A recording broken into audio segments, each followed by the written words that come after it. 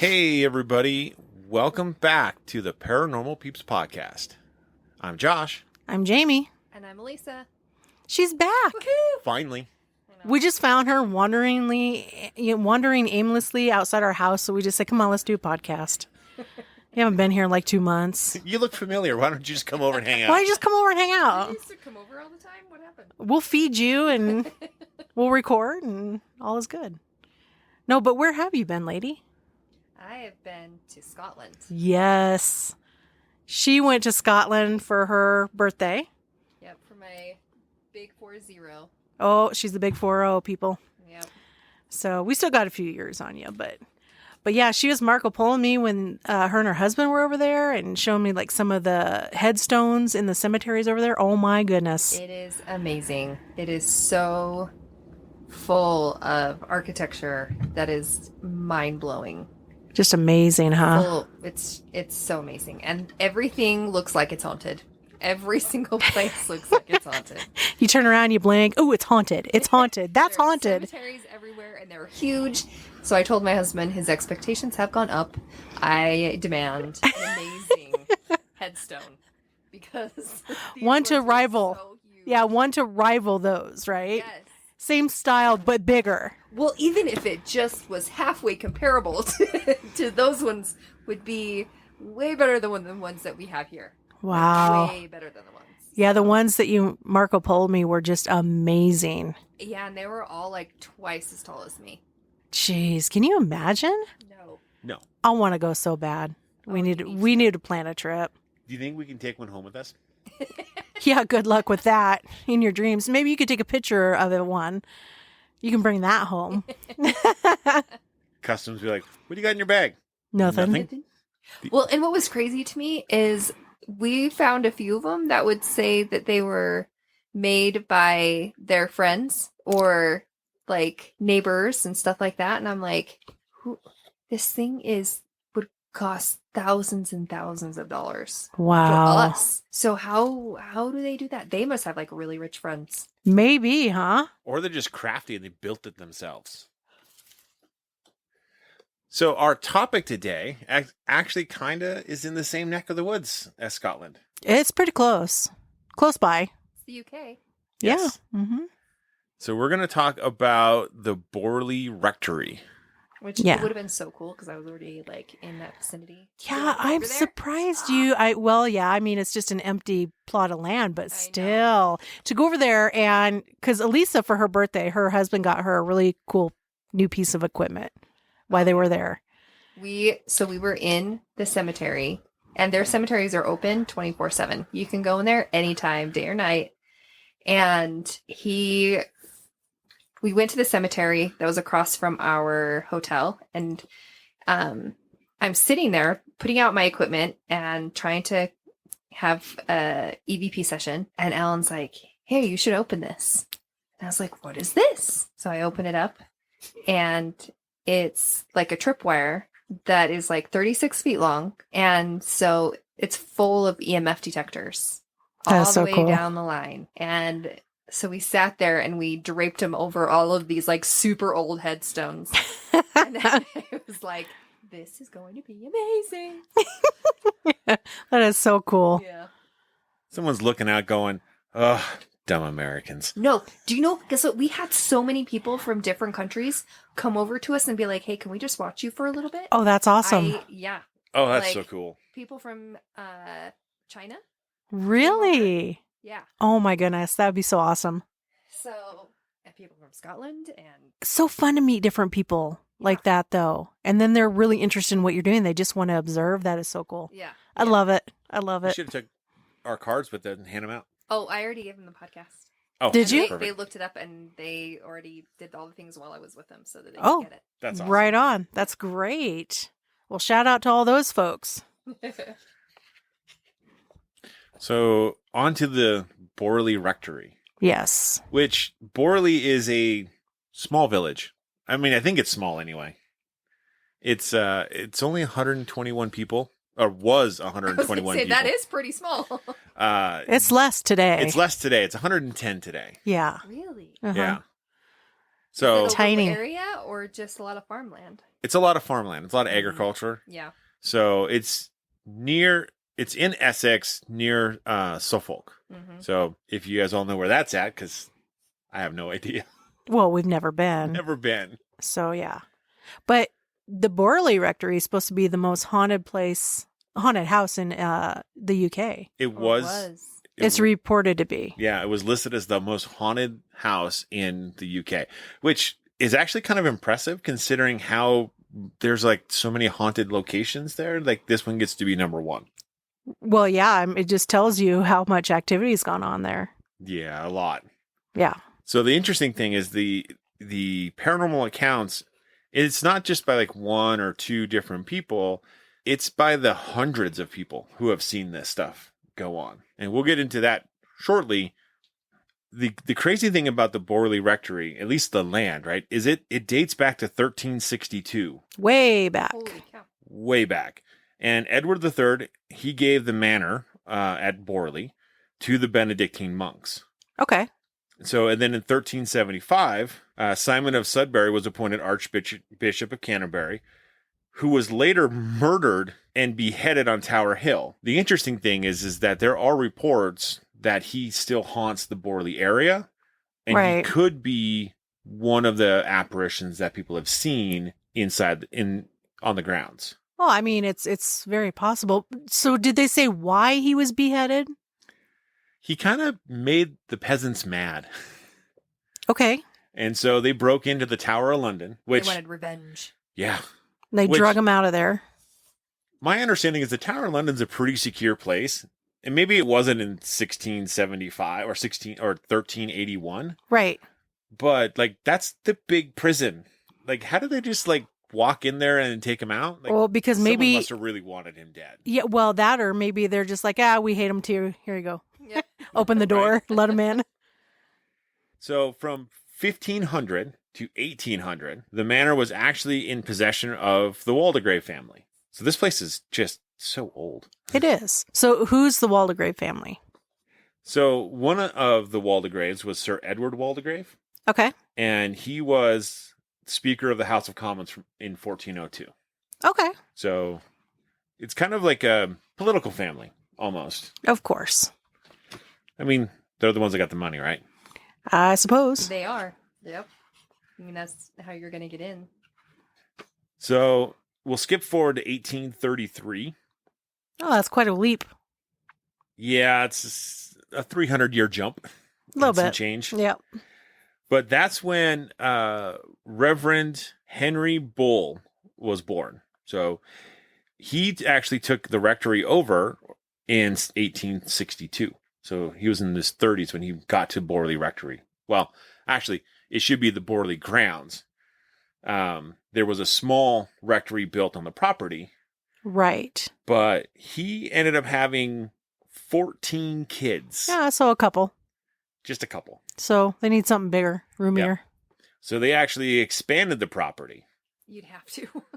right? 14 kids. Yeah, you can't stack them like cordwood Everybody on top share a of each bed. other. Yeah. 3 to a bed. I would say this is the condition in which the rectory is seen today, but unfortunately, that's not the case. No, but we'll get to that. Yeah, we'll get to that part. In 1892, Reverend Harry Bull died. He died in the rectory. Well, that was pretty common back in the day, though. You generally die where you lived. Yes. Yeah. So after Harry Bull had passed away, his son was also a reverend, and his name was Henry Bull. Yeah. And he took over the property until he died in 1927. So, okay. So then from there, And didn't they die in the same room? Same room. isn't that weird? Okay, that's already kind of odd, isn't it? I mean, I guess 2 people is coincidence. It could be, right? Well, I mean, I don't know if I would want to move into the same room that my... I wouldn't. That your parents died in? Yeah. Yeah, no I thanks. don't think that'd be a thing for me. No. Because also Harry Bull's wife died on the property as well. And I was pretty sure it was in the same room or the room next door. Same room. From what I read, it was the same room. So do you think it's a instance where they had an ailment or old age, and so that's their room. So Sure. they're in bed, and of course Sure. they're going to pass Yeah. there. Yeah. Okay, so that makes sense. Yeah. I mean, that makes sense, but it's not like it's like a master bedroom No. with a bathroom and like All the reasons for things. wanting to be in that room. Right.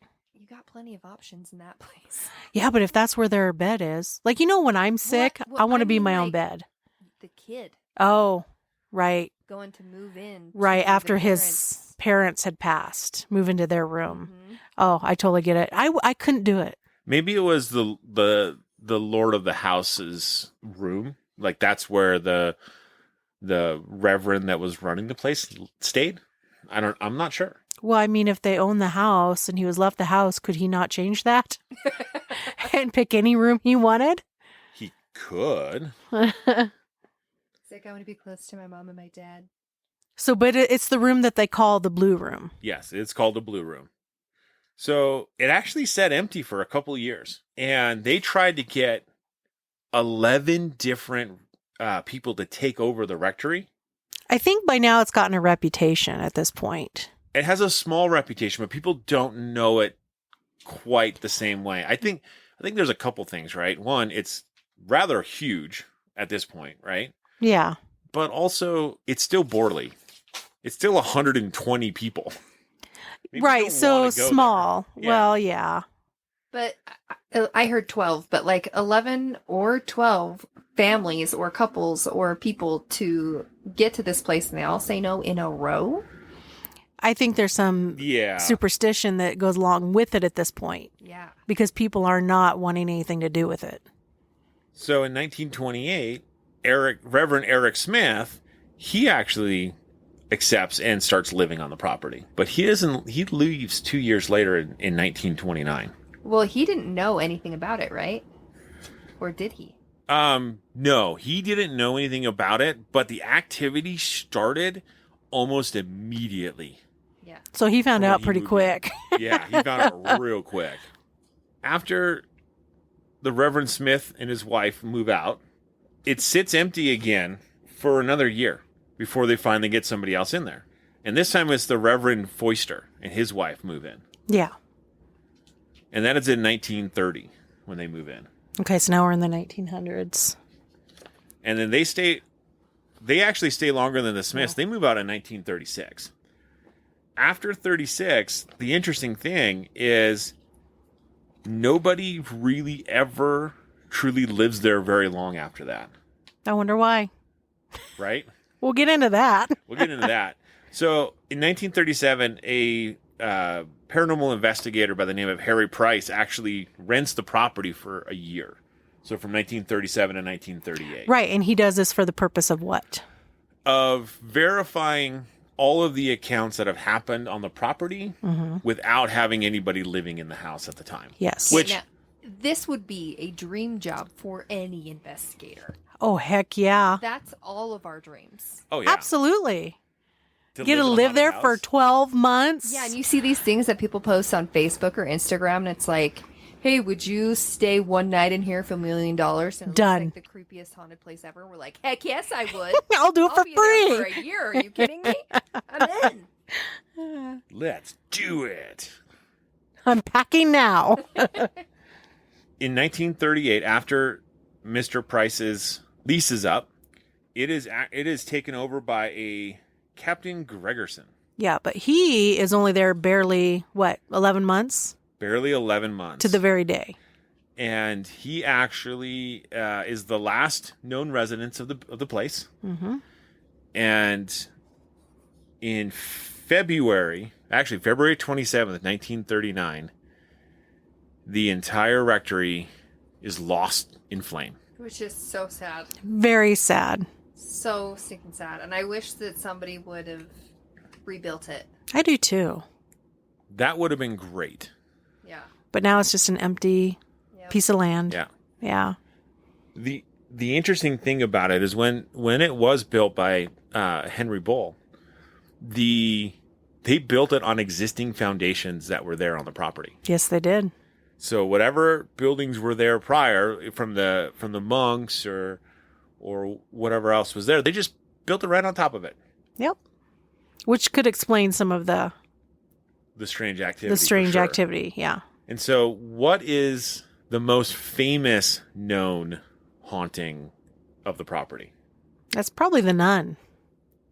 That's the one I hear most commonly. That's what I hear too. Yeah. Would you agree? The nun? Yes. The nun. So what is the nun? The nun story. So there's so many stories that are connected with the rectory, right? But I think the one about the nun is the most persistent one. It's the one that's you hear about first, right? Yeah.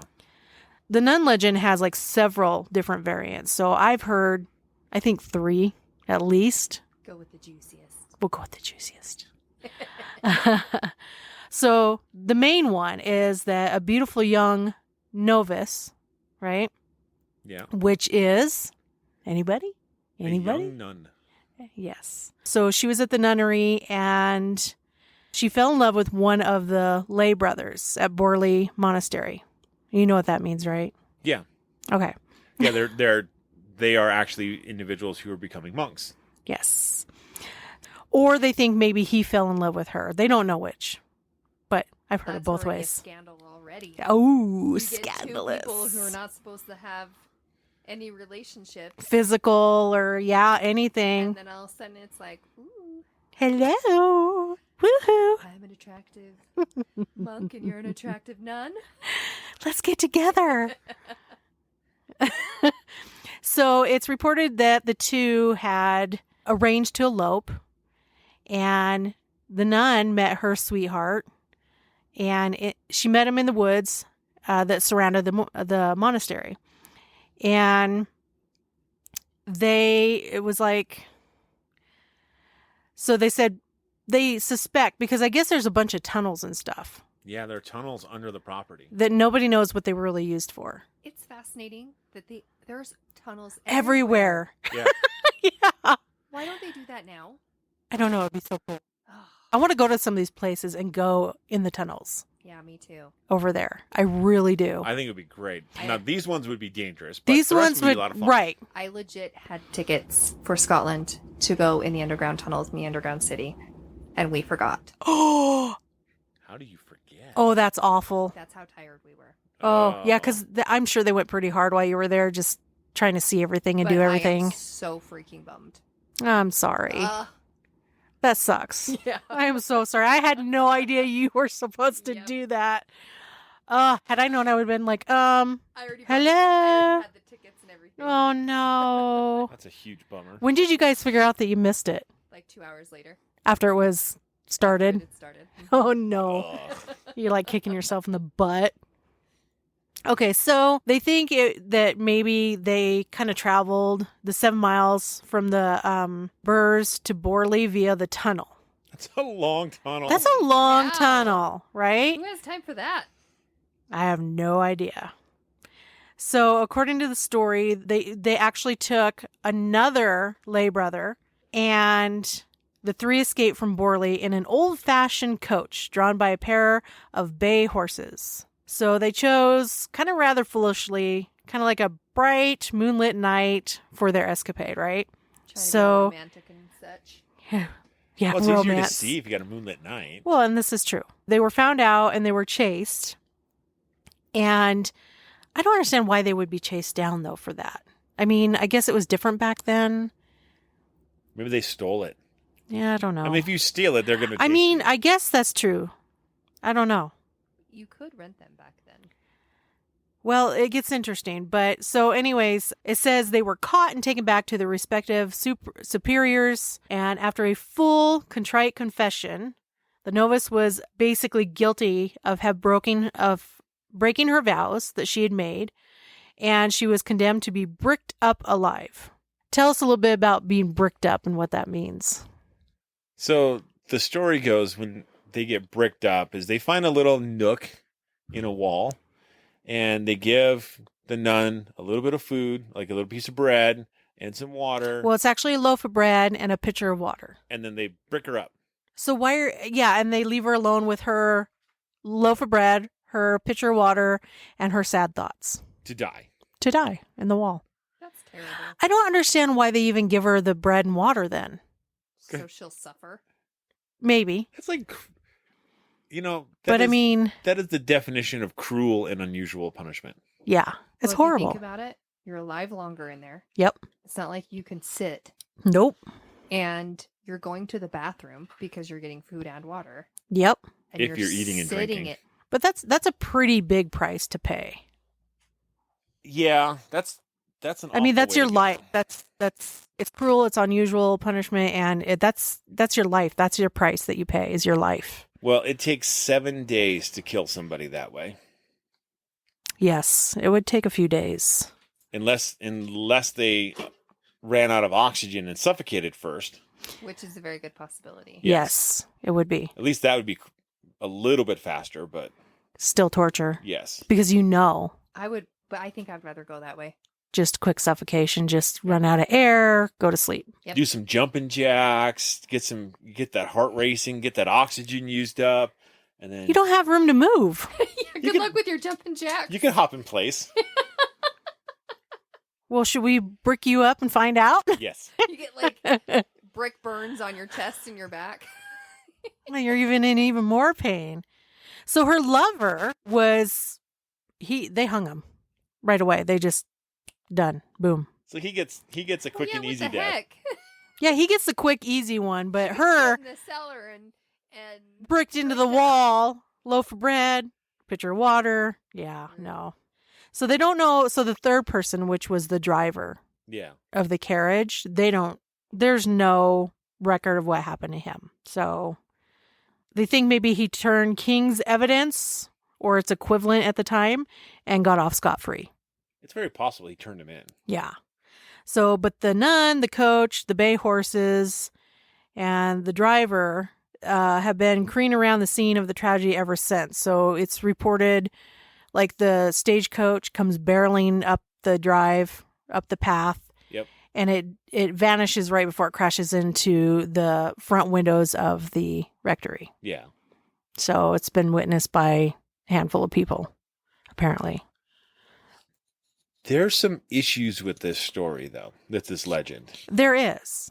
So on April 18th, 1939, Harry Price gave a lantern talk to the London Ghost Club, okay, about the nun and, the monk and all the carriage, all the things, right? Can we be members of a ghost club? That'd be so amazing. Is there one? Yeah. Okay. So when I was in Scotland, there was a group of girls that were called the Spirit Girls. Really? Yeah. Is the thing. Yeah. I mean, We're not that cool here. no. We're just not. Well, and they were invited to like major people's houses See, that's cool. How for fun. dinners and fun events and stuff that they didn't even have to put on. Just That is to so cool. Be in that circle. How fun is that, though? Just the adventure of all of it would be amazing. We have such a different society here when it comes to Totally. these things. So, People look at you like, you're in a what? oh yeah, you You're should see some of the... weird." Yeah. Oh, I know. When we were up at Bear Lake and we went in there and Peggy saw I was wearing my Cold Spot shirt and I was facing back towards her. And so, yeah, she was like, oh, that's so cool. And Yeah, you get one or the other. you get, that's so cool. Or what is that? And then you tell them I you get, hope you have fun. you get the look. Yeah, Yeah. exactly. So when he was given a talk to the Ghost Club, his subject, of course, was Borley Rectory. And of course, he mentioned the walled up nun, and his lecture was duly reported in the Times. And the account stated a long and interesting correspondence in the columns of his journal as to whether nuns ever were bricked up alive. Okay. So this is kind of where this lady had wrote. She's a senior medical officer of the London County Council. And she opened the discussion in an amusing letter in which she says, Mr. Price claims that the manifestations are caused by the spirits of a nun and a lay brother who eloped together in a black coach and pair. The nun was bricked up and the lay brother hanged. She goes on to say, I fear that these unscrupulous phantoms have been pulling Mr. Price's leg. And she goes on to say, remember that these deplorable events must have happened, if at all, before the Reformation, where at this date could the guilty pair have obtained a coach, as coaches were unknown in England until after 1550. So legal historians would, I think, be even more interested to learn how the lay brother managed to get himself hanged. Yeah, so there's no coach. No. Or no coaches, because you're talking, that would have been 1400s. So it would have been almost a full 100 years before a coach even existed in England. And when they first showed up, there was only a handful in all of England. Yes, exactly. So and a monk and a nun got a hold of one. Yeah. They went to London. This is why they got hung. He went to London, stole a coach, rode it back to Borley to pick up his love, and that's how he died. After she traversed 7 miles of tunnels. Yes. He just didn't pull up front. In the snow. He didn't just pull up to the front and say, get in. So it says if he was in fact hanged, it must have been for the stealing of the horses and not of the lady. Nor is it clear how the novice could be bricked up, as this punishment has been shown over and over again to be mythical. And then she goes on to say, can Mr. Price produce any evidence for his legend, or indeed any example of a capital sentence being imposed in England on a monk or a nun for a breach of vows? Men have been hanged, drawn, and quartered often enough for keeping their vows, but not for breaking them. Well, this makes me also think, because in some of the accounts, when the house burnt down, there were people that saw other people in the fire. Yeah, and images in the fire. Yes, walking around. There was a seance or something right before the place burnt down, that told the person that was living there to leave because the house was going to burn down at 9:30 that night. And this is one of the stories, right? Yep. And that because of that fire, they will find bones to prove that there was mischief that happened there. Like something not good. So, yeah. I don't know. Harry Price goes on to say that he answered this doctor's good-natured criticisms by gently suggesting that she had been jumping to conclusions or had misread the Times report of his lecture. He goes on to say, I pointed out that it was not my legend, but one that had been current for 50 years. Also, he said that, as a matter of fact, I did not believe in the legend and did not believe in spirits. That seems like he's full of it. If he didn't believe in spirits, why did he rent the house for a year, lease the house for a year to prove it if he didn't believe at all? Unless you were trying to prove that it didn't exist, but then... Well, he was trying to prove it did exist. I know. That's what doesn't make sense. And so it's like, wait a second. He says that the doctor, that she is probably right about the bricking up of nuns and undoubtedly right about there being no black coaches at the time when Borley Monastery flourished. The legend, or the part of the bricked up nun, actually happened in more Roman times. There were a temple called Vestal, and the women who had the vows to maintain this temple, they had to hold such strong vows, kind of like the nun, right? And if they disobeyed those vows, that was actually their punishment, where they'd get bricked up. Oh, gosh. Yeah. That's messed up. Super messed up. That right there would keep me from wanting to do it. Right? Right? Well, I mean, think about it. You hear about, like in the Victorian area as well, you hear about people burying their babies that died in the walls. Yeah. I mean, there was a practice of doing those things. But yes. why? We don't know. So that you can always be close to them? Or are they close to you? I don't know. It's just like, it used to be the thing that, when your family member died, you prop them up and pose them and take a photo with them, like a family portrait with them, even though they were dead. So some weird stuff that we look at today and go, why? Right. But back then was a thing. Yeah. But what is the purpose? I have no idea. Besides burying them in the ground, what would be the purpose of there's got to be a reason for it, Yeah. a superstition or Maybe that's something we'll have to kind of dig into a little bit. Well, it's interesting because like just our last episode where I was talking about the Mailing, the families would actually, or the women who got pregnant outside of wedlock would discard their children in like a bog or swamp or in the woods. house. Yeah. So maybe it was a situation where they couldn't take care of the child and they just buried it in the walls. I mean, It's possible. It's also I awful. wouldn't rule it out, but maybe that's when people, in certain places report hearing a baby crying in the walls and they don't know where it's coming from and they don't have children. So it sounds so morbid. I know it sounds horrible. I don't know. Maybe I we'll just have to look think, into that like, one a little bit. I just think like bodies decay, Yes, they and stink. liquefy, Mm-hmm. and the goo that would just be there, like Well, the smell, everything. oh, Rancid and no, I couldn't do it. Nope. Not gonna do it. nope. I'm not burying you in the wall. Don't worry. What are you doing with me? Haven't determined that Cremation. yet. No, he's To gonna be bury- determined. He's going to bury you with a string attached to your finger And a bell. and there's going to be a bell on the top. Okay. So if you go, bling, ding, ding, ding. Well, as I decay, my finger's gonna move. It's gonna like, and then that bell's gonna ring. I just thought about preserving you and putting you in my coffee table. Oh, yeah, there was a person that did that, but Yes, there no, was. no. He's going to skin you and then stuff you. Oh, taxidermy. Yeah. Yes. Do you know they're doing a new thing where you can freeze dry? Your body? Well, they're doing it on pets. They're freeze drying a pet, so it's your actual pet, but it's freeze dried, so it looks like your cat's just sitting there. If you add water, does it come back to life? Rehydrate it? I don't want to know. Gross. What if you live in like a humid... Oh, You live in Florida. All of a sudden it starts drooping. oh, why are you frowning? I use the blow dryer. Oh, you're better now. I'll put a fan on you. That's so gross. Oh, morbid. So bad.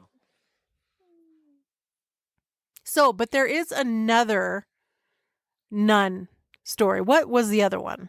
So the other one was where one of the earlier tenants of the property, he was unhappy with his wife.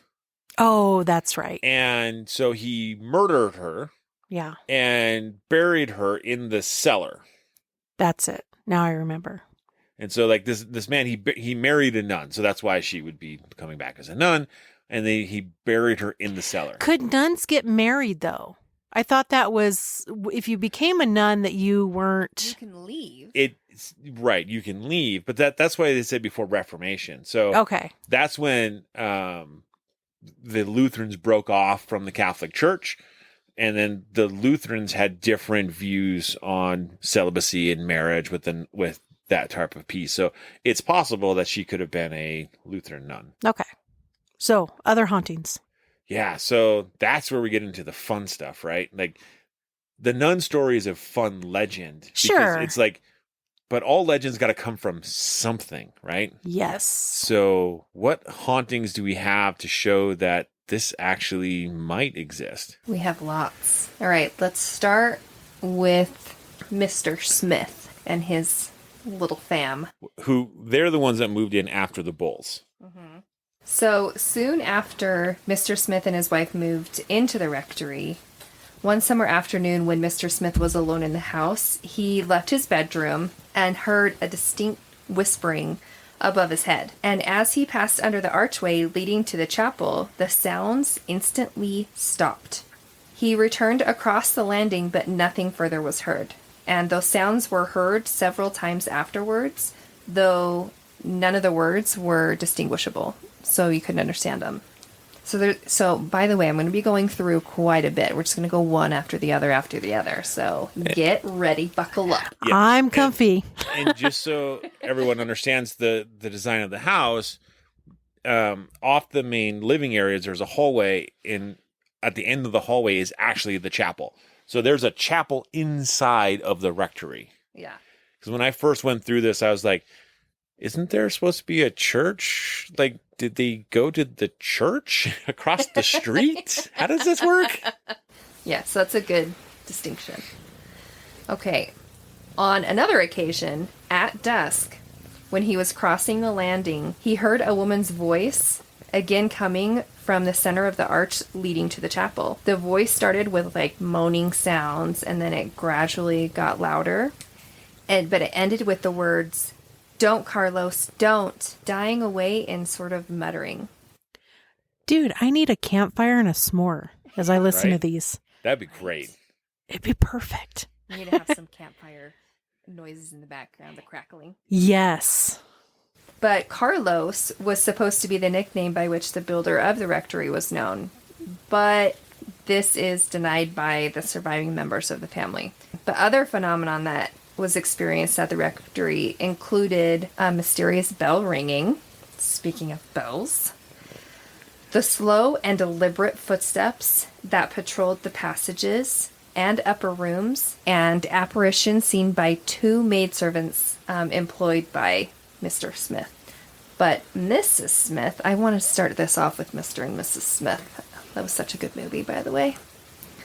Mrs. Smith was returning from church one night after dark, and she noticed that the window of the schoolroom was lit up and presumed that a maid was there with a lamp. She entered the house and found the maid in the kitchen. The girl told her mistress that she had not been upstairs at all. So they went up there together and found the room was completely dark. The same thing happened on a later occasion when the choir had just finished their evening practice, and Mrs. Smith took all the members of the choir and showed them the window that was lit. Then they all went up into the room together, but it was also dark. Haha, cool. In this room it's actually on the corner of the building. It's on the second floor on the corner. Like, you'd know if someone's up there. Yeah. As you come into the house. They're upstairs. They can't jump out the window or anything. Oh, I mean, they could, but you'd know it. Exactly. So Mrs. Smith also saw a figure leaning over one of the drive gates, and the figure was always dark and shadowy. And you'll find that the more I go through this, how common this is, because it's seen by several people.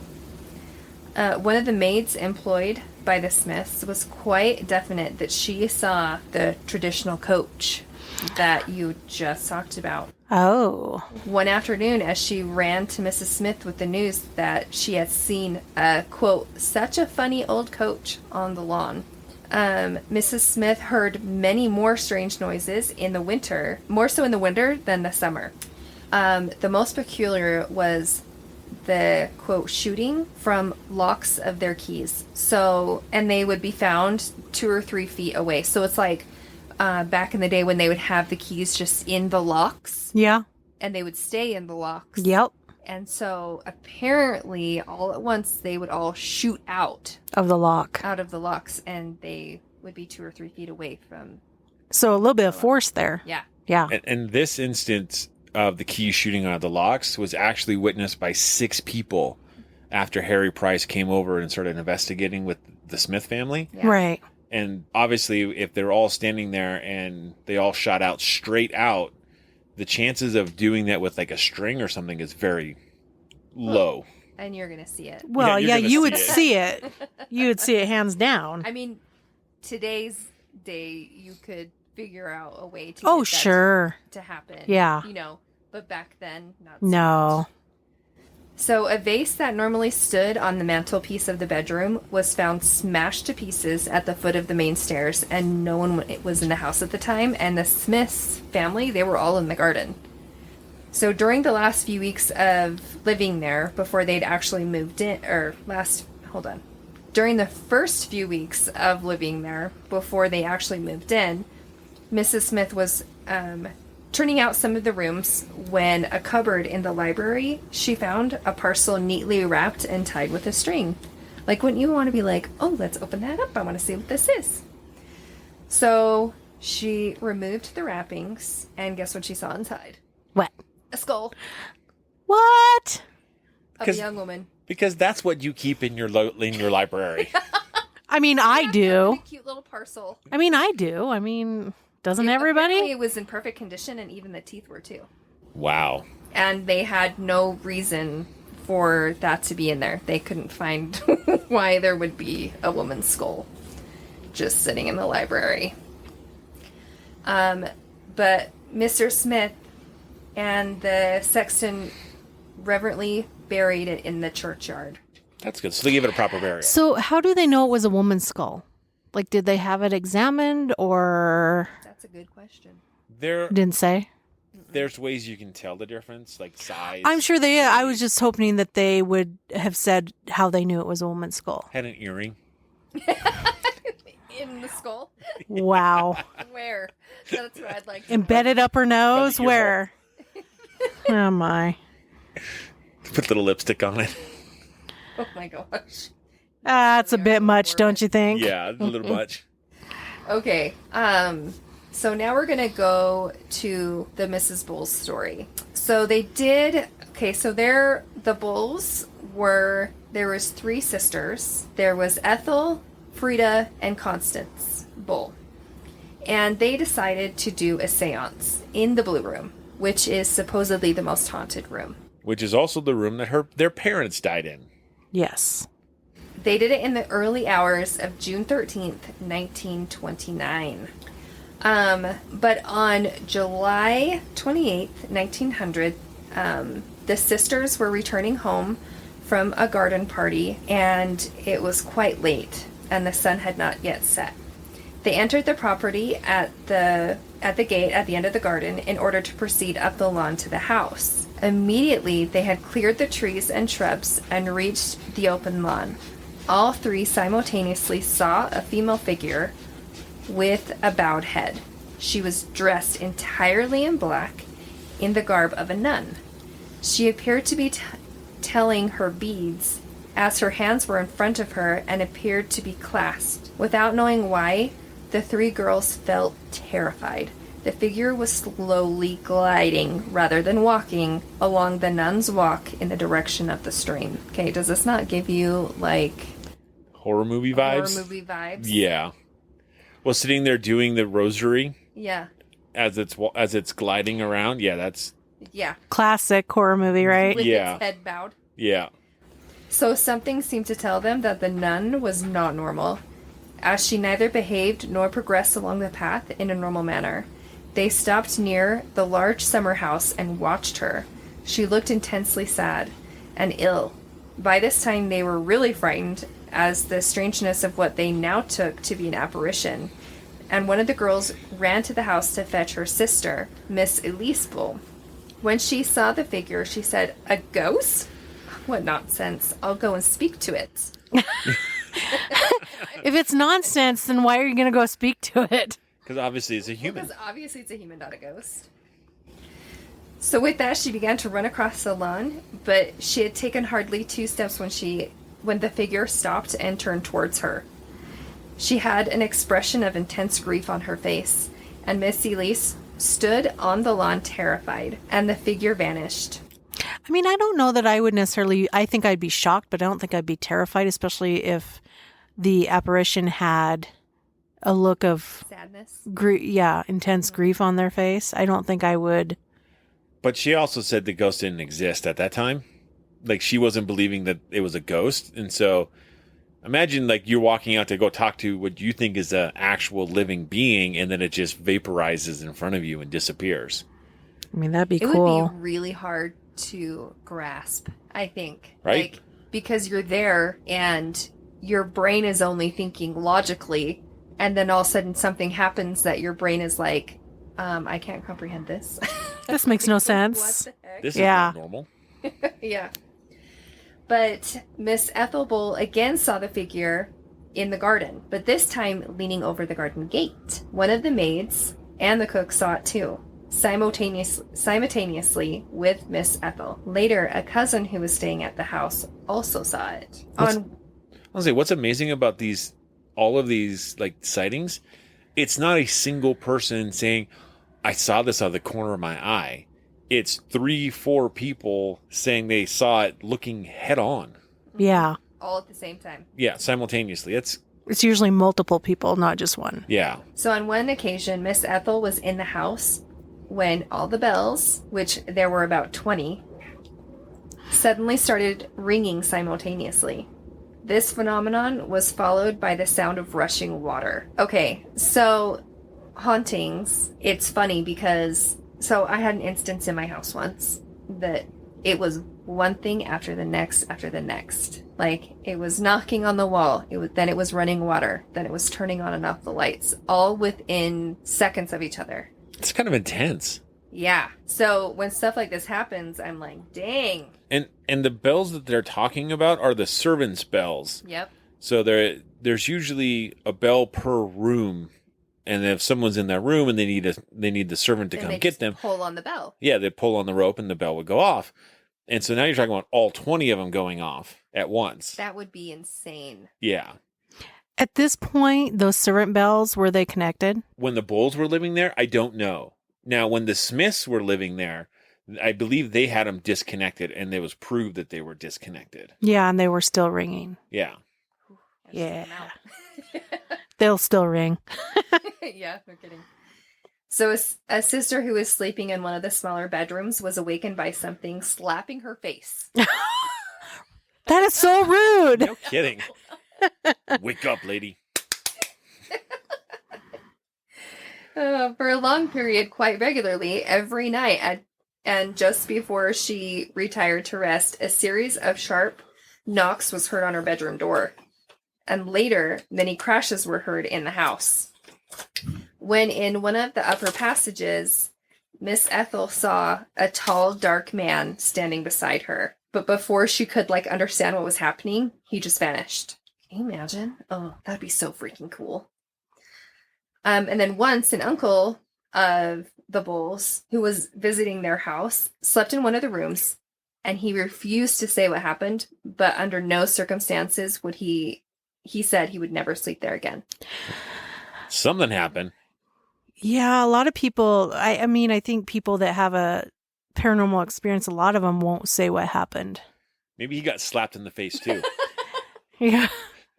Or maybe somewhere else. Maybe it rolled him over and slapped his butt.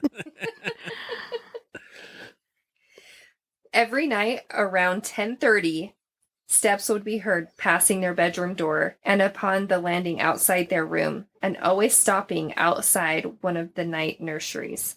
When the sound of the footsteps ceased, 3 taps, and 3 taps only, were always heard. These footsteps and taps were heard at least 100 times. That's a lot. That's Yeah, 1 or 2.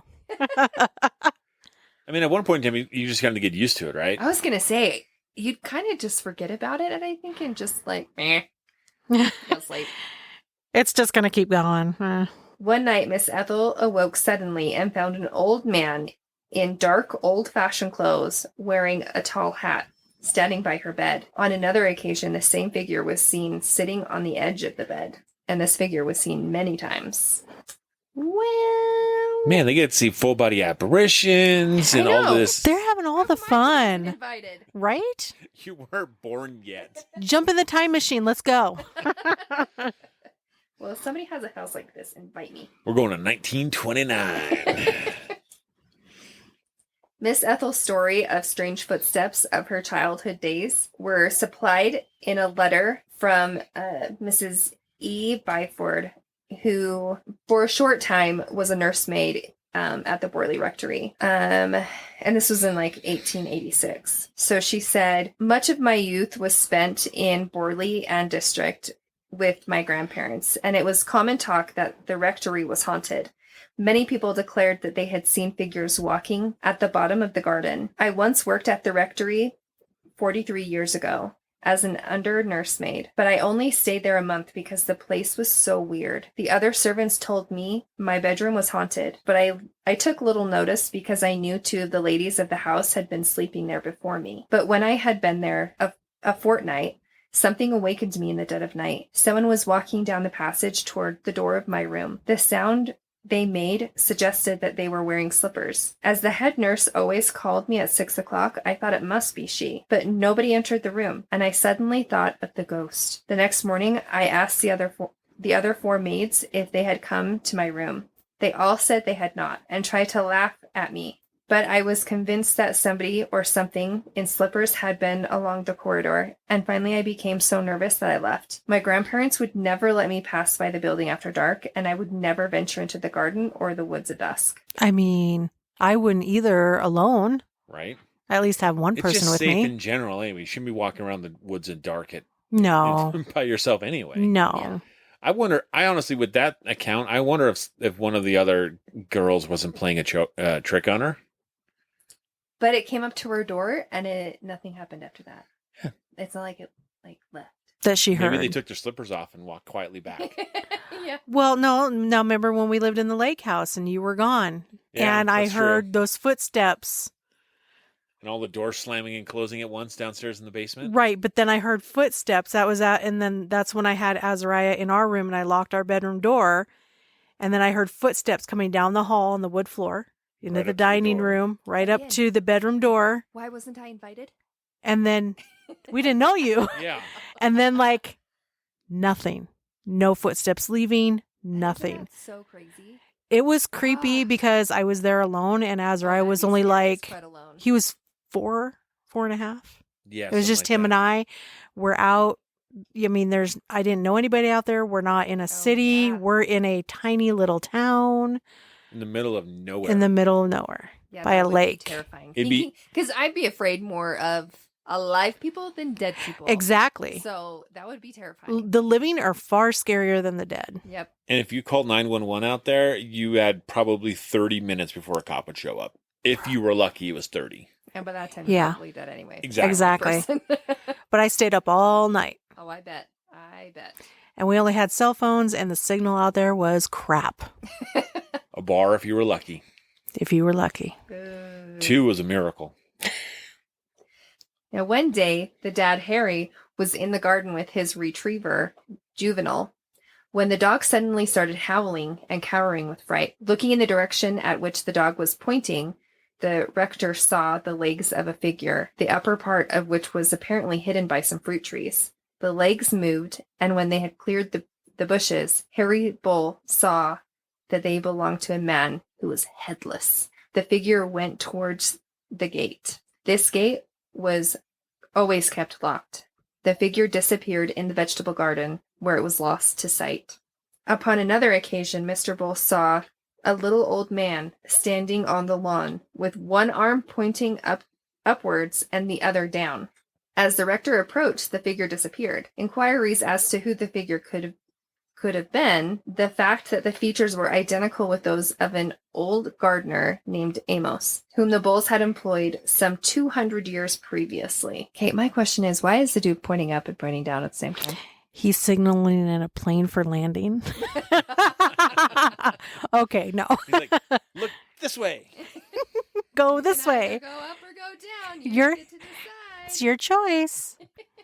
Down, right? Always So down. if they employed him 200 years previously, Yep. how would he know what this gardener looked like back then? He wouldn't. It was just the fact that the family had it passed down what he looked like. But how would he recognize him? I just think it was passed down through the family, through generations as the family moved on. Like, oh yeah, Amos was this short little dude.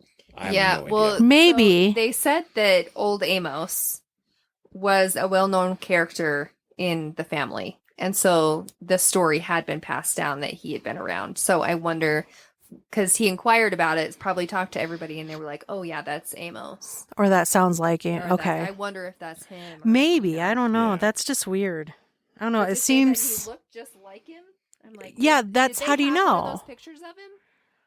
I mean, maybe they just pulled out their cell phone and scrolled up and found. I'm kidding. Looked on Facebook and Maybe there was a painting of him above the mantle, and like, oh yeah, that's Amos. Instead of MySpace, it was called MySquare. Yeah. So one night, Mr. Bull was returning to the rectory and was in the road just outside the house. Suddenly, he heard a great clatter of hoofs on the roadway and the tumbling as of heavy wheels. Wondering who could be in such a hurry, he deserted his spot and stepped to the side of the road in order for the vehicle to pass. The sounds passed him, but that was all. There was nothing tangible to be seen, and the noise gradually diminished and could be heard dying away in the distance. That would be crazy. A phantom Coach. coach. with nothing. Mhm. Like you don't see it, You don't you even just hear see it. You just hear it. Yeah, like horses' hooves. I heard that when I was little, walking, picking blackberries with my grandma across the street. Oh, really? Yeah, I would hear it often. And it scared me because I thought there was like a herd of wild horses running up behind me. Yeah. And there never was. Ooh, That's so cool. that's Yeah. really cool. Also freaky. Yeah, it was a little freaky. I wasn't very old. Some of the old coffins in the crypt of the Borley Church had been found moved from their prescribed positions. This has occurred on several occasions, and no explanation has been found for the displacements. That's interesting. Those would be heavy. They Zombies. I would. would assume. Zombies. Zombies. They didn't like where they were buried, so they got out one day and they helped each other move them a little bit. Relocation. They're Yeah. like, oh, this is getting old. Let's just kind of. The view is better over there. I want your spot. You got a better pedestal than I do. And strange lights in certain rooms in the rectory were reported by various people over a long period, but investigations inevitably proved that no normal lights were present. And Mr. Wall saw one of these lights in room number 7 on the evening of June 11th, 1929. Which room 7 is the classroom. The same room that Miss Smith had the same occurrence in. Interesting. Ooh. So now we're going to go to Mr. Walter Bull. When waking up, hold on, we're going to restart that one. That's just bull. When walking up the lane and approaching the rectory, he at least 50 times heard footsteps following him. He always turned around but never saw anyone and couldn't account for them. I've heard that quite a bit. I hear walking behind me. Yeah. There's nothing there. I mean, I've heard it as an echo, like off of buildings and stuff, but Right. I have never heard it in the woods or in the countryside. I've heard it in my house. Okay, now let's see. Edward Cooper. So, Mr. Cooper joined the staff of the rectory in April of 1916, when Mrs. Bull was in residence there. So, for more than 3 years during his occupation of the cottage, the Coopers were, when they were in bed, were disturbed on most nights by the sounds of pattering that appeared to come from the adjoining living room. It was just as if a large dog or a small child had climbed up from a height and was paddling down the room. Naturally, at first, they were somewhat concerned at what these noises could be, and more than once lit the candle and explored the rooms without success. Finally, they got used to the pad, pad, pad, which usually began soon after they got into bed between 10 and 11 o'clock, and thought nothing of it. But one night, about 3 years after the padding sounds were first heard, again, soon after the Coopers had retired to rest, the dog phenomenon was again experienced. They heard the soft but heavy pad, pad, pad in the next room, and suddenly there was a terrific crash, as if all the china in the kitchen dresser had fallen to the floor simultaneously. Mr. Cooper leapt out of bed and lit a candle, quite expecting to find part of his home demolished. But to his astonishment, not a thing in the cottage was displaced, and no damage was done. And from that night onwards, they were never again disturbed. The dog had gone forever. Well, at least it left in a flourish. Came out with a bang, but then... Can I just say how happy I am to live in the time where we got to get up in the middle of the night to look for something, and we just flip a switch, Right? Right? and a light comes on instead of like, let So me light convenient. this Let candle. me light this candle, and it's only gonna illuminate my face. If that. Oh, man. Now we have big flashlights that are like torches that are The make night and today. Yeah, you can, that'll light the entire house up. you can see 4 miles away. You're like, yeah, I got this. You can turn off street lights and sheesh. But I have been investigating at places, and I have heard big crashes, and nothing has happened in a room. Nothing's moved. Nothing's moved, out of nothing place. broke, and it's been totally fine. That kind of happened at the Anson Call House when we were there that first time. Yes, it I mean, is. it was- Super jealous. It was so loud. You missed it only by a few minutes I because know. you showed up 'Cause you 5 couldn't minutes wait later. for me. No, they couldn't wait. Just kidding. But it was loud, and it sounded like a big old board was chucked across the room. Actually, a brick. It was whatever it was. Something. It was super loud in that nursery. Well, that was a board. Yeah. But remember in the part where the thing exploded? Oh yeah, It was like a brick was... like it sounded like a brick being thrown down in the basement, which no bricks were out of place either. No. Well, that we know of, Yeah. But that board part was just crazy because we looked in that room, not a thing was out of place. Nope. Not fair. One early morning in 1919, when it was just getting light, the Coopers, as they lay in bed, saw a black shape in the form of a little man running around their bedroom. Before they could do anything about it, the form vanished. They thought the devil was in the house. Okay, hold on. A little man. I get this picture of him running around like the circle rug. Whee! And then just vanishing. Like this little dude. I mean, like, if you think like 2 inches? Yeah, like, that's what I like a male picture. form or Tinkerbell.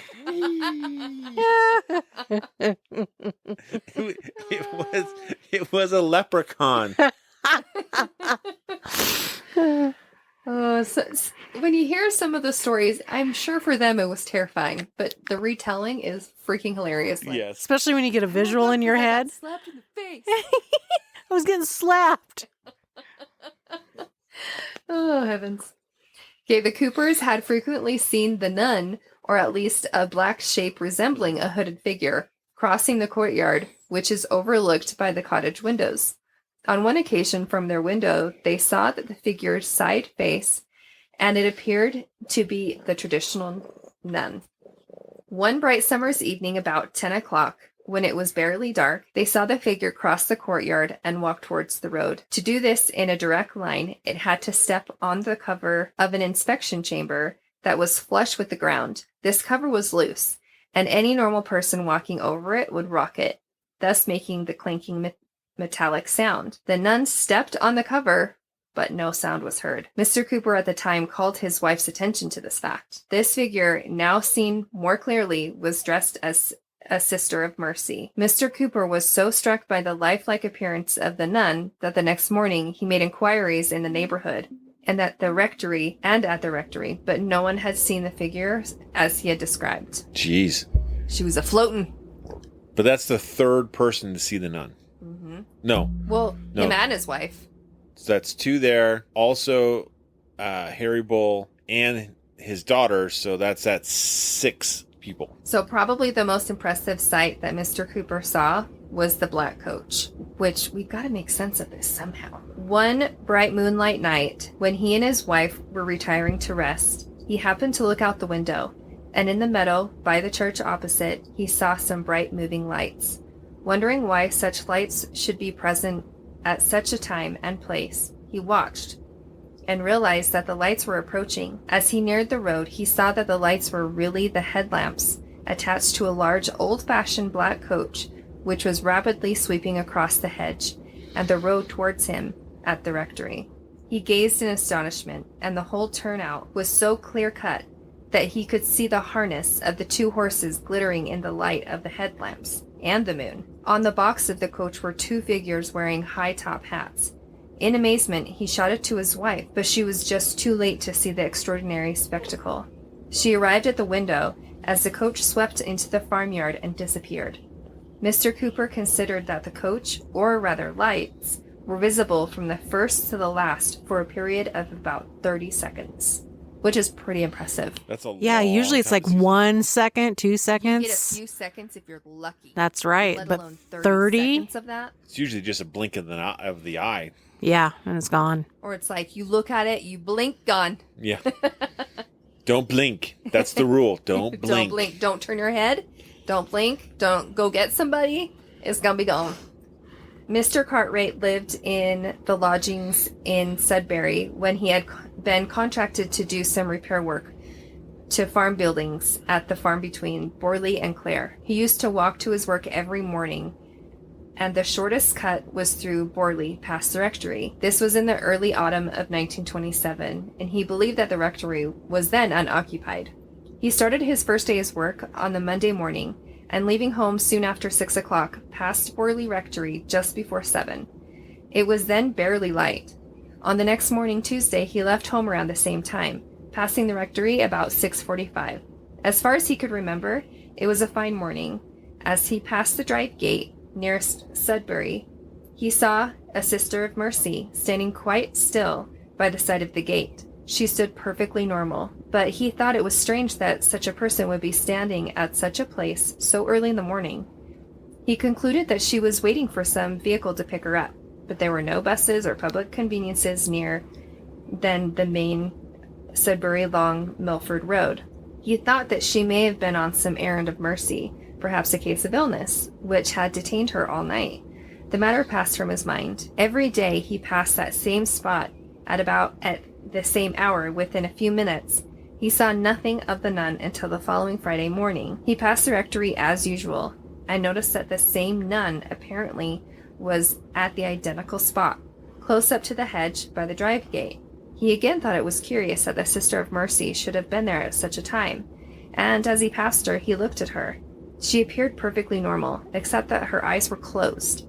Again, the thought occurred to him that she had been up all night tending to the sick, and that she was tired. He imagined, as he had done on the previous Tuesday, that she was waiting for some conveyance to pick her up. The next and third time he saw the Sister of Mercy was on the following Wednesday morning at the same hour and place. She was standing on the identical spot as previously. As he passed her, he looked at her intently and saw that she seemed pale, tired, and ill, but perfectly human. Her eyes were closed as if asleep. Something seemed to tell Mr. Cartwright that both the nun and her demeanor were very unusual, and he was a little frightened. As he continued walking, he could not help but wonder whether she needed assistance. He decided to offer it. He turned to walk back and found that the nun was nowhere in sight, and he had heard no sound of a vehicle on the road. He concluded that she had turned into the rectory. He therefore continued toward Clare. The fourth and the last time that Mr. Cartwright saw the nun was on the following Friday, at exactly the same place and hour. It was barely light. The figure was in the identical spot as on the 3 previous occasions, by this side of the drive gate. Immediately he saw her in the distance. He made up his mind that he would go and at least say good morning to her. But before he reached the drive, the nun had gone. He did not see her vanish, but one moment she was there and the next she was not. Again he concluded that she had passed into the rectory or grounds.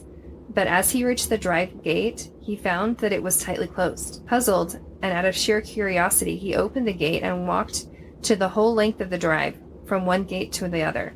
Nothing was seen of her, and there was no sign of life at the rectory itself, which he believed was empty, which indeed it was. He passed the rectory several times during the next year or so, both at night and by day, but saw nothing further of the Sister of Mercy. Jeez. Wow. You guys know what a Sister of Mercy is, right? What? So in that time, nuns were actually trained as medical professionals, and they would help out with midwifery and with situations of like grave illness. Yeah. And so they would come out and give last rites and those things. And Oh, so gotcha. it wouldn't be uncommon, especially in these rural areas, to have a nun come out and watch over somebody and Right. act as a hospice care. So I wonder if that's not how that came about.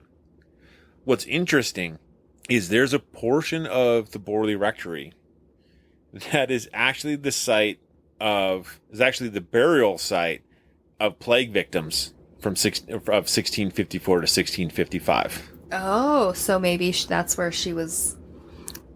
It would make sense. It would make Maybe sense. that's where she was going, and then she was standing there to get picked up.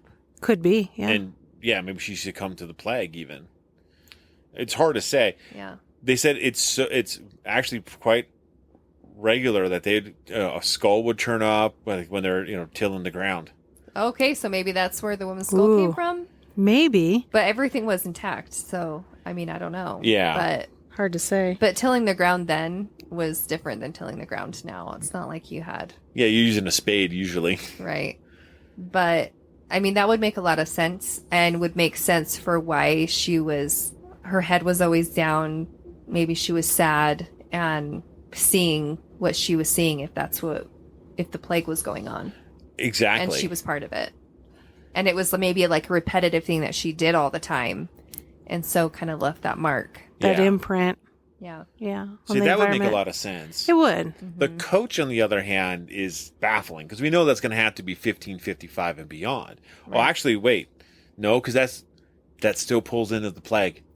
That still puts us 1654. So, what if that coach is actually picking up people or dropping people off? Maybe it was a plague center or something along those lines. Like bring out your dead. Yeah, I'm not dead. You will be in a minute. I'm getting better. No, you're not. But that would make sense if it was all plague related. If it was in that time frame. Yeah, and her with her rosary and Yes. Yeah, it would make a lot of sense. sense. What's interesting is Harry Bull saw the nun and wanted to keep seeing the nun so much that he built the summer house along the nun's walk and would sit out there most nights after dinner. Yeah. And wait and watch. I'd be like, as the wife, what the heck are you doing? Well, here's what's interesting, though, is that every one of these people, right, they're all reverends. They're all priests. They're all God-fearing people. Yeah. That are all... And families. And families that are all kind of into this. Yeah. It is not the same here. No. Here's the crazy part, is if we went through all of the accounts and happenings that have happened on this property, I think we'd have a 5-hour episode. Easily, probably. Yeah. They could literally make a movie out of this. Oh, they could. They actually have. Ooh, do tell. Yeah, there's... Do you know? If you search up Borley Rectory, you will come across movies. But like... In fact, there was one we watched when we were watching horror movies.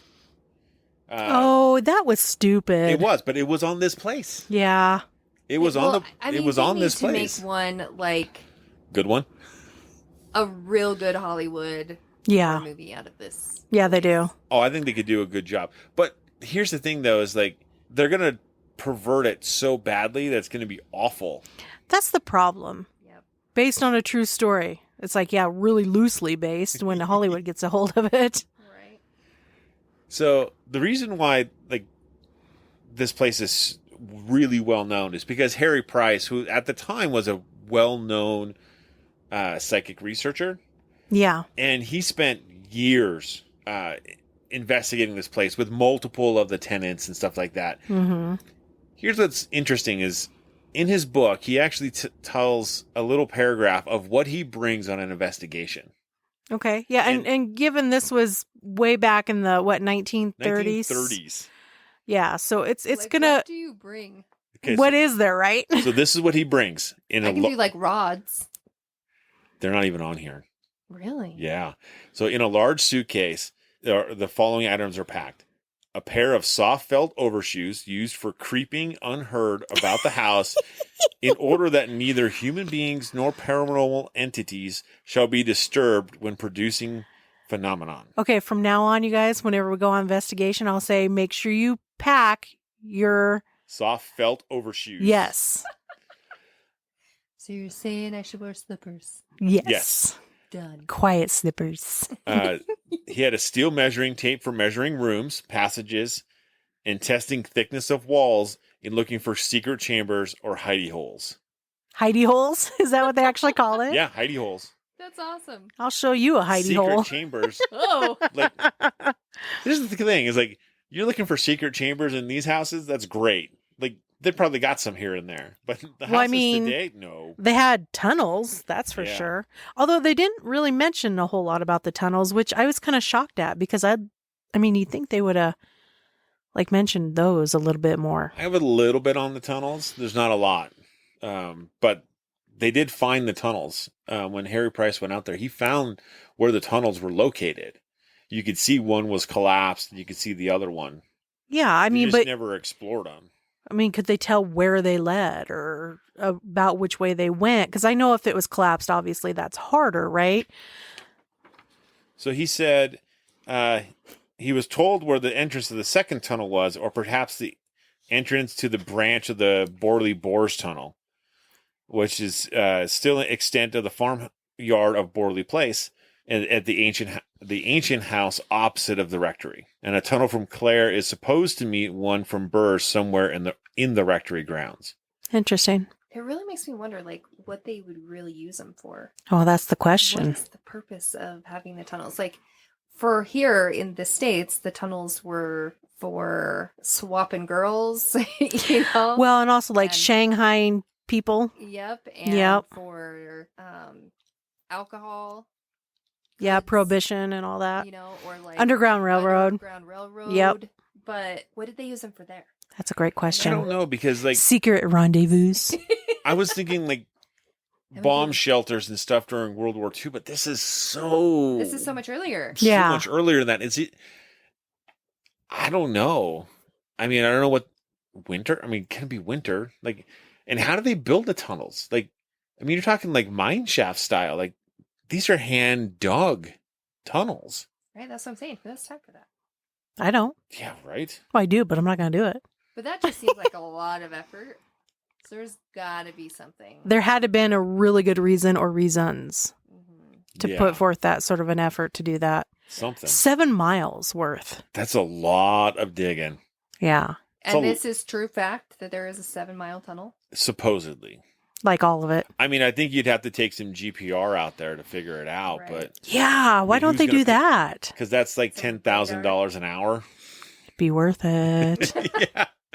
Well, as soon as we buy the rectory grounds, we can do that. Right. You're going to own a little 2 foot by 2 foot square. Yes, we'll sell them out. Plant a tree on it. I'll tell you, sir and lady. Yes. Lord and lady. So he also brought steel screw eyes, lead post office seals, a sealing tool, strong quarter tape, adhesive surgical tape for sealing doors, windows, and cupboards. I'm like, what are you needing these things for? This is what he brought when he went. I Go mean, investigate, You gotta take what you got. right? A string with a bell on it. That's actually on here. A set of tools with wire nails, hank of electric flex, small electric bells, dry batteries and switches for secret electrical contacts. Dry batteries, what versus wet batteries? Yeah, that's actually What does that dry mean? batteries are what we consider today like a Okay. Duracell cells. Wet batteries, what you got in your car. Interesting. Never knew that. So they had more wet batteries back then too. At times, the big old I don't know what Block battery Yeah. thingies. My bobbers. And this is the 30s, so it's a little. I mean, things were getting a little better technologically speaking. I want to watch and investigate. That'd be so much fun. To see these old ones. A 9 centimeter by 12 centimeter reflex camera, film packs and flash bulbs for indoor outdoor photography, a small portable telephone for communicating with assistant in another part of the building or garden. Okay, here's what we need to do, you guys. We need to maybe next year make it a point to get as many of these things as we can and actually investigate that way. Oh my gosh. One location and film it. Okay. I think- so much work.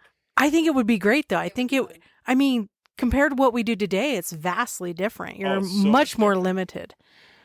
Notebook, red, blue, black pencils, a sketching block, and a case of drawing instruments for making plans, bandages, iodine, a flask of brandy in case a member of the investigating staff or resident is injured or faints, a ball of string, a stick of chalk, matches, So you can outline your dead body Yep. later. an electrical torch, a candle, a bowl of mercury for detecting tremors in a room or passage, Oh, that's interesting. or for making silent electrical mercury switches. What? Yeah, you can do that. I mean, that's like some pretty crazy stuff We're going on nowadays. chemistry. Yeah, It's a science experiment a too. cinematography camera with remote electrical control in films. Okay, was this guy rich? I think he was fairly well off. I mean, because you got to figure that stuff ran into some money back then. Yeah, Oh, yeah. It's like our equipment today. yeah. A sensitive transmitting thermograph. What? I don't even know. With charts to measure the slightest variation of temperature in supposedly haunted rooms. So essentially, the sensitive transmitting thermograph is today's IR camera or laser thermometer. where we just walk around and Yep. click our laser thermometer, like, yep, it's 45 degrees over there. They're like, wait, it's printing out now. Oh, it went up. Okay. They would think that we were so lazy. I know. Like, we take, I mean, if we were to get all of our gear and everything, it probably takes us about 45 minutes to an hour to set up. At least. Can you imagine what it would take him? No. Days. Which is why he leased it for a That's year. why he Yeah. stayed there for a year. He's like, dude, I'm setting this stuff up and I'm not taking it down. Right? Ooh, this needs to be worth my time. You know, but instead of the mercury to detect any tremors or vibrations on the ground, can't you just put bowls of water in everywhere You could. and point a camera at them? You could. I mean, it's a lot Like- safer because mercury's I highly know. toxic. Well, that's what I mean. So do like water or pudding or something, or Jello. Pudding? Do Jello. Do Jello. And put a camera on it. Can you put a bowl of pudding out and a camera on it? What are you doing? You have a raccoon Watching for eating it. tremors. Yeah. This is how I track ghosts. It's ghost pudding. Oh my gosh. So, It's very vanilla. so he brings a packet of graphite and soft brushes for developing fingerprints. Oh, that's, yeah. I've never heard of a ghost leaving a fingerprint. Well, I mean, I don't know. Yeah. For a long stay in a house with supply of electricity, I would take with me infrared filters, lamps, and cinefilm sensitive to infrared rays so I could take photographs in almost complete darkness. See, now he's speaking my language. Now we're getting there. He's like, in special cases, as in my broadcast from the Haunted Manor at Meopham in Kent, I use an electric signaling instrument which automatically reveals to the investigator a movement of any object in any part of the house or a change in temperature in the controlled rooms. Whoa. Now that is pretty cool. Right? Especially for back then, Yeah. you know? Let's do that now. Right? I don't even know how. I know. So is that the same as setting up like 600 DVR cameras? So we can catch every angle in every room, and then we can just sit back at base camp and watch. That's no fun. That's not as neat, is it? No. Like, okay, DVR cameras, those are always great, right? But I want to go out and investigate. I wouldn't want to just sit there and Yeah. stare at a screen split like 12 ways or something. Well, I mean, he's also talking about long-term stuff, right? So, like, Well, sure. if you're sitting in the kitchen having dinner and Okay, in those something moves instances, in another room, yeah, in those instances, I agree, but I'd want to be out yeah, investigating where I could, and when I take my breaks or sleep, then yeah. Yeah. just let it roll. But But there's still so many rooms. yeah, Place. it was like 23, No way. I think they said. Yeah. And that doesn't include the cellar, Yeah, exactly. which they actually found a 61-foot well in the cellar. Holy cow. Seriously. Yeah. So, like, it would be interesting it would have been really cool to see that. Now, the interesting thing is the nun was reported to be seen every July 28th. That's my birthday. Da-da-da-da. So we're going to go there. Be- We're going to go there on my birthday. We're all going to go there and we're going to witness the nun. Yes, Yes. exactly. 3 more witnesses. That's right. So, I mean, that's the crazy thing is this place has got so much activity, so many different people. If you I'm sure if you still go, I wonder if we went to Borley today and talked to the residents of Borley, if they would say that they've still had stuff happening on the property. I mean, in one of the little videos I watched, it was about 20 minutes long. They said that today there are still like shadowy figures that they'll see, and it happens both day, night. It doesn't matter. There's still reports coming out there. A woman screaming. Yeesh. Well, You and know? I think that if it's residual, Hmm. it's going to happen whether the house is in or not. Absolutely. Right. It's just an imprint there, you know? It'd be fun to go see if it's intelligent, It would be. to see if it'll interact. I think it would be cool to just see it, whether it's residual, intelligent, or a mixture of both. Yeah. But did we ever say what ended up happening to the Borley house? Other than it burning to the ground? Yeah, but did we say how? No, we did not. So the last resident of Borley House, he was actually up in the blue room dusting his books. I'd never do that. I But he was. mean, I'm not going to say I haven't. I can say I haven't. And he was stacking his book. He reports that he had stacked his books nice and neat, and so that they wouldn't fall over. Okay, so let me ask you this. Do we know if he stacked them from the floor up or on a table up or... Doesn't say. Doesn't say. He didn't. Because you know what I'm that's what I saw. picturing, right? On a table falling over? No. What I'm picturing is, you know that scene in Ghostbusters where there's a stack of books? Oh, and the new one. Yeah. Yeah. There's like this big Oh, no, stack of sorry. books. That's right. That was in the first one in the library. They're like, oh, it was the book stacking event of something. Oh. Yeah, but it was also in the second one because they made reference to it. Yeah. I don't know. With the same ghost. Yeah, I don't know on that one. But he says that the stack of books fell over and that he didn't hit them. It hit an oil lamp. The oil lamp broke, and that was all she wrote. That house went up in 5 minutes. Oh, so sad. Yeah.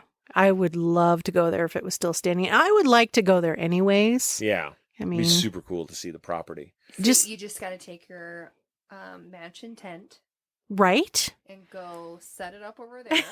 On the property. I'm not paying for the travel with that thing on a plane. We'll just buy one when we get there, and we'll set it up where the Borley Rectory stood, and then our tent will now be haunted. Done. Done. Or we can set it on the plague pit. That's a little too far You for wake up in me. the middle of the night, super sick. Oh, I'd be so mad. I went to England. I got the plague. Jeez. Oh, man. Funny enough, there are 17 cases a year of the plague Yeah. It's terrible. in the U.S. Yeah. Doc, I'm sick. It's because you got the plague. Oh, that would be upsetting. I mean, now it's just antibiotics and you're fine. I understand, but it's just so when you weird. hear those words, when you hear the word plague, You got the black plague. yeah. Yeah. You got the Black Death. What? Here comes the bubonic plague. Man, I just got over tuberculosis. Oh, jeez. We probably have a whole lot of spirits standing around going, a-holes. Right. You know? You think it's funny? Oh, man. It's not funny, but with a light sense of humor here. Yes. Lighten it up a little bit. In our twisted sense of humors. It happens. Light and twisted. So, hope you guys all enjoyed this travel through history of the UK's most haunted house, which doesn't stand anymore. No, but the plot of land is still there. Still there. I'd be like bringing my shovel and digging for a tunnel, looking for a tunnel entrance. I'm going to find it. I'll find you. All I found was 7 skulls. Jeez. I know I'm getting closer. And as always, stay ghosty, my peeps. Thank you for listening to the Paranormal Peeps podcast. You can find us on social media at Twitter at CPR Paranormal, on Facebook at Paranormal Peeps Podcast and Cold Spot Paranormal Research. And you can find us on Instagram at coldspot_paranormal_research.